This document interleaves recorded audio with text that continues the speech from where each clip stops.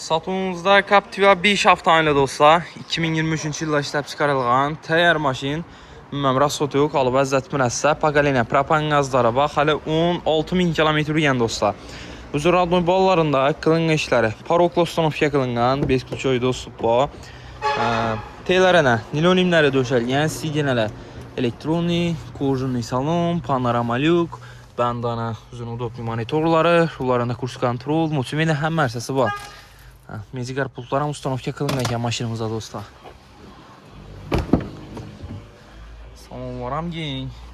7 mesli avtomobilimiz. Təyar Captiva 5 avtomobil dostlar. Yəni arka mesdaları, propan qazları, kuzovun təyən ustanovka qılınqan. Hələ 16.000 km yürüyən dostlar maşınımız. Baxası 262 milyon so'm aslında soda qılbal arasında iyi gələn gətirtdi maşınımız dostlar.